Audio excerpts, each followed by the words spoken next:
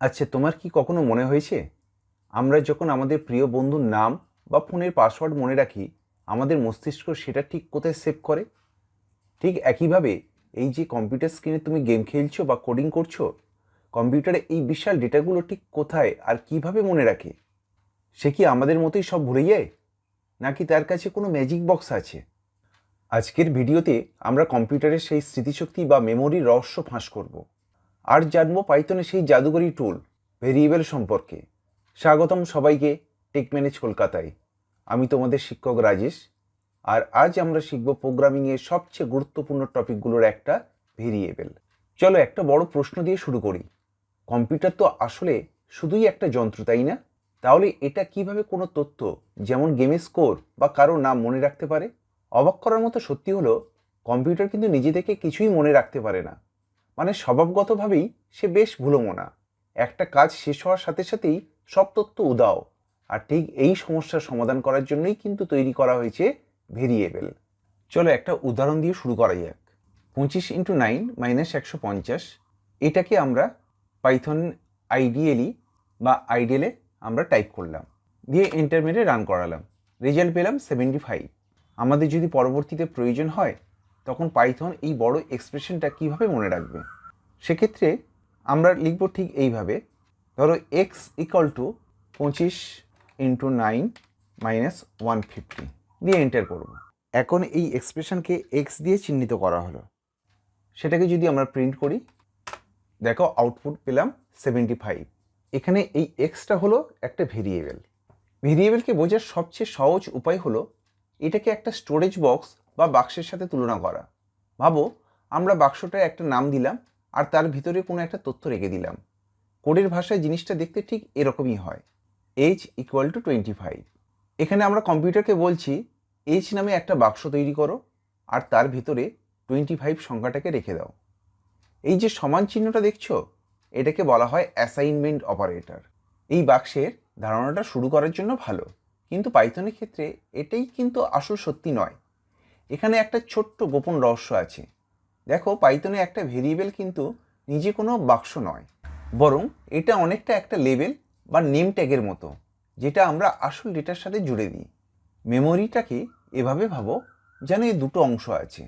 Heap, এটা বিশাল একটা গোদামঘর, যেখানে আমাদের আসল ডেটাগুলো যেমন 25 সংখ্যাটা রাখা আছে। আর স্ট্যাক, এটা একটা নোটবুকের মতো, যেখানে শুধু নামগুলো যেমন এজ লেখা আছে। এই নোটবুকের নামটাই গোদামঘরে ঠিক কোন জায়গায় ডেটাটা আছে সেদিকে ইশারা বা পয়েন্ট করে। তার মানে ভেরিয়েবলটা হলো নোটবুকের ওই এন্ট্রিটা, আসল গোদামঘরটা নয়। এই লেবেল মডেলের কারণেই পাইথনের সবচেয়ে শক্তিশালী একটা বৈশিষ্ট্য কাজ করে। যেমন ধরো, ডেটা নামের একটা লেবেলে প্রথমে 25 সংখ্যাটার দিকে নির্দেশ করছে, কিন্তু ঠিক তার পরের লাইনে আমরা ওই একই লেবেলকে সম্পূর্ণ অন্য ধরনের ডেটা, যেমন WBCHAC লেখাটার দিকে নির্দেশ করাতে পারি। পাইথন এতে কোনো ভুল ধরবে না। এই নমনীয়তাকেই বলা হয় ডাইনামিক টাইপিং। পাইথন নিজেই ডেটার ধরনটা বুঝে নিতে পারে। এখন তোমার মনে প্রশ্ন আসতে পারে, আগে ডেটাটার কি হয়? মানে ওই যে 25 সংখ্যাটা ছিল, যখন কোনো লেভেল আর সেটার দিকে নির্দেশ করে না, তখন গার্বেজ কালেকশনের নামে একটি প্রক্রিয়া নিজে থেকেই এসে সেটাকে মেমোরি থেকে পরিষ্কার করে দেয়। এই ভেরিয়েবলের নাম কিন্তু যা খুশি তাই দেওয়া যায় না। কিছু নিয়ম তোমাকে অবশ্যই মানতে হবে। নাম সবসময় একটা অক্ষর বা আন্ডারস্কোর দিয়ে শুরু করতে হবে। নাম কখনো সংখ্যা দিয়ে শুরু করা যাবে না। যেমন ফার্স্ট আন্ডারস্কোর নেম, এটা কিন্তু ভুল। নামের মাঝে কোনো স্পেস দেওয়া যাবে না, বদলে আন্ডারস্কোর ব্যবহার করো। যেমন মাই স্পেস দিয়ে নেম লিখলে এটা কিন্তু চলবে না, এর বদলে মাই আন্ডারস্কোর নেম, এটা আমরা ব্যবহার করতে পারি। পাইথনের নিজস্ব কিছু শব্দ অর্থাৎ কিওয়ার্ডস নাম হিসাবে ব্যবহার করা যাবে না। সবশেষে মনে রেখো, পাইথনের কাছে ছোট হাতের এজ আর বড় হাতের এজ কিন্তু দুটো আলাদা ভেরিয়েবল, অর্থাৎ এটা কেস সেন্সিটিভ।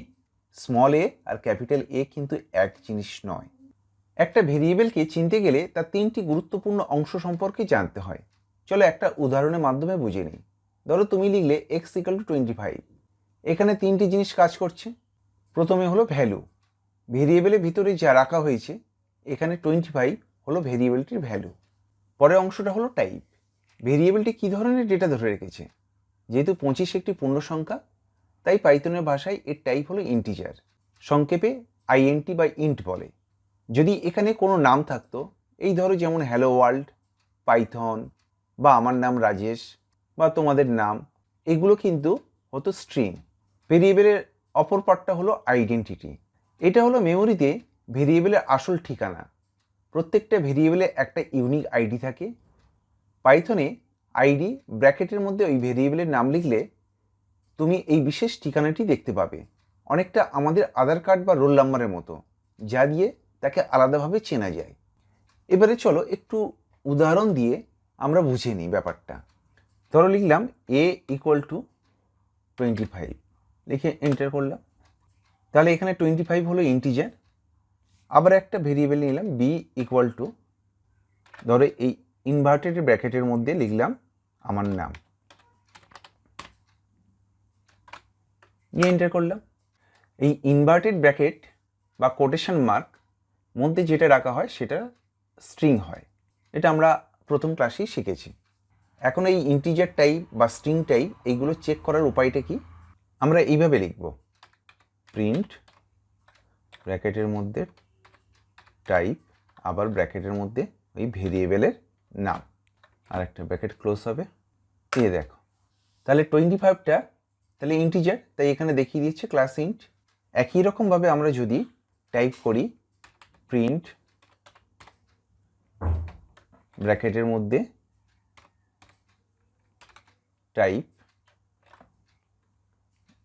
বি, দিয়ে এন্টার মারলাম, তাহলে এখানে দেখলাম একই রকম টাইপটা যে স্ট্রিং, সেটা এখানে দেখিয়ে দিল। স্ট্রিংকে সংক্ষেপে str বলা হয়। তাহলে আমরা টাইপ সম্পর্কে জানলাম, এবার আমরা আইডি সম্পর্কে জানবো। একই রকমভাবে আমরা আইডিও প্রিন্ট করব। এই ধরো আমরা লিখলাম প্রিন্ট আইডি ব্র্যাকেটের মধ্যে এ, লিখে এন্টার মারলাম, মারতেই একটা ইউনিক আইডি পেয়ে গেলাম। একই রকম বি এর ক্ষেত্রে প্রিন্ট লিখে ব্র্যাকেট লিখে আইডি লিখব, আইডির ভিতরে যে ব্র্যাকেটটা তার মধ্যে বি ভেরিয়েবলটাকে লিখে দেব, দিয়ে এন্টার মেরে দেব, দিলে দেখলাম আর একটা আমরা ইউনিক আইডি পেয়ে গেলাম। এই আইডিগুলো আধার কার্ডের মতো ইউনিক হয়। এখন তোমাদের মনে প্রশ্ন আসতে পারে, সব ভেরিয়েবল কি একইভাবে কাজ করে? আসলে ভেরিয়েবল কোথায় ব্যবহার করা হচ্ছে তার উপর ভিত্তি করে এদের ভাগ করা যায়, যেমন লোকাল ভেরিয়েবল এবং গ্লোবাল ভেরিয়েবল। তবে ঘাবড়ানোর কিছু নেই, এই গ্লোবাল এবং লোকাল ভেরিয়েবল নিয়ে আমরা বিস্তারিত আলোচনা করব যখন আমরা পাইথনের ফাংশন নিয়ে কাজ করা শিখব। আপাতত তোমরা ফোকাস করো ভেরিয়েবল তৈরির নিয়ম এবং এর 3টি প্রধান বৈশিষ্ট্যের ওপর। সবশেষে তোমার জন্য একটা ধাঁধা, যদি এইভাবে একটা ভেরিয়েবল তৈরি করা হয়, নেম ইকুয়াল টু কোটেশনের মধ্যে 100 লিখলাম, তাহলে নেম লেবেলটি কোন ধরনের ডেটার দিকে নির্দেশ করছে? এটা কি সংখ্যা নাকি লেখা? অর্থাৎ এটা কি ইন্টিজার না স্ট্রিং? উত্তরটা লুকিয়ে আছে ওই কোটেশন চিহ্নের মধ্যেই। তোমার উত্তর কমেন্টে লিখে জানিও। আজকের আলোচনা এখানেই শেষ করছি। পাইথন সিরিজের আগামী পর্বে আমরা আলোচনা করব পাইথনের এক্সিকিউশন মোড নিয়ে, যেখানে আমরা স্ক্রিপ্ট মোড এবং ইন্টারেক্টিভ মোডের পার্থক্য শিখব। আজকের জন্য এতটুকুই। যদি ভিডিওটা ভালো লাগে অবশ্যই লাইক, শেয়ার আর সাবস্ক্রাইব করো টেক ম্যানেজ কলকাতাকে।